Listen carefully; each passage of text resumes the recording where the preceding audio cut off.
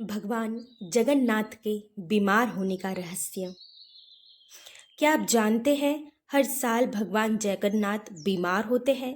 भगवान जगन्नाथ जी के पट संत कबीर जयंती यानी ज्येष्ठ पूर्णिमा से 15 दिन के लिए बंद कर दिए जाते हैं और उनकी ठीक वैसे ही सेवा की जाती है जैसे किसी रोगी की सेवा होती है, ताकि वे जल्दी ठीक हो जाए।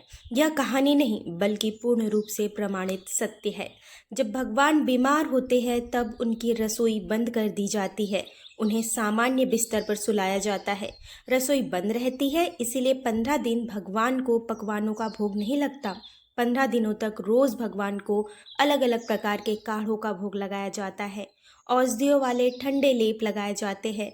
इतना ही नहीं, रोज भगवान को वैद्य हकीम देखने भी जाते हैं जो उनकी जांच करते हैं। जानते हैं क्यों सभी के दुख हरने वाले भगवान जगन्नाथ 15 दिन के लिए बीमार पड़ जाते हैं।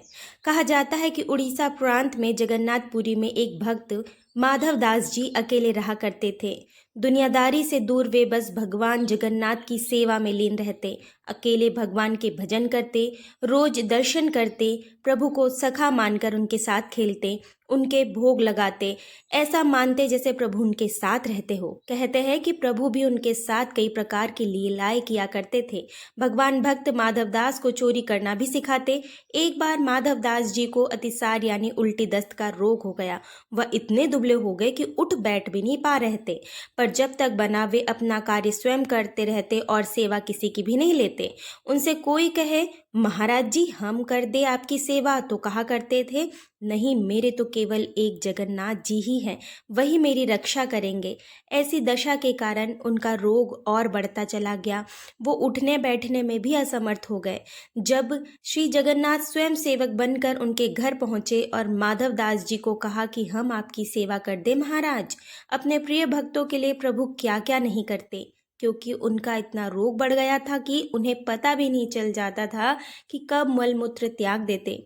वस्त्र और शरीर खराब हो जाता था, उनके शरीर से दुर्गंध आने लगती। उन वस्त्रों को भगवान श्री जगन्नाथ जी अपने हाथों से साफ किया करते थे। उनके पूरे शरीर को साफ करते, उनको स्वच्छ करते थे। इतनी सेवा कोई अपना भी नहीं कर सकता जितनी सेवा जगन्नाथ भगवान ने अपने भक्त माधव दास की थी। जब माधव दास की को शुदा यानी होश आया तब उन्होंने तत्काल पहचान लिया कि यह तो मेरे प्रभु ही है।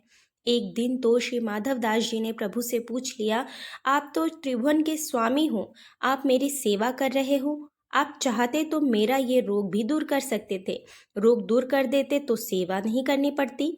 इस पर ठाकुर जी ने कहा, देखो माधव, मुझसे भक्तों का कष्ट नहीं सहा जाता, इसी कारण तुम्हारी सेवा मैंने स्वयं की। जो प्रारब्ध होता है उसे तो भोगना ही पड़ता है।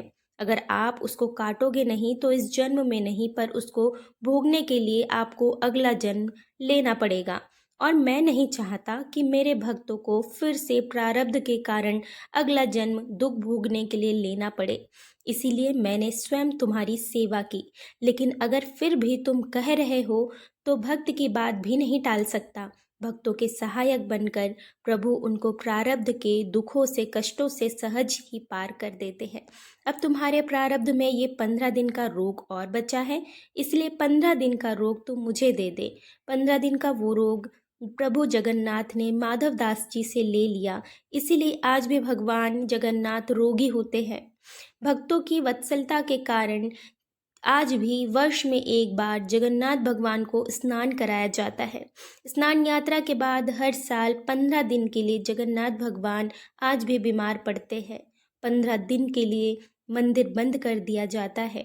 कभी भी जगन्नाथ भगवान की रसोई बंद नहीं होती, पर इन 15 दिनों के लिए उनकी रसोई बंद कर दी जाती है। भगवान को 56 भोग नहीं खिलाया जाता। उनकी जगह पर 15 दिनों भगवान को काढ़ों का भोग लगाया जाता है। इस दौरान भगवान को आयुर्वेदिक जड़ी बूटियों का भी भोग लगाया जाता है। जगन्नाथ धाम मंदिर में तो भगवान की बीमारी की जांच के लिए हर दिन वैद्य भी आते हैं। काढ़े के अलावा फलों का रस भी दिया जाता है। रोज शीतल लेप भी लगाया जाता है।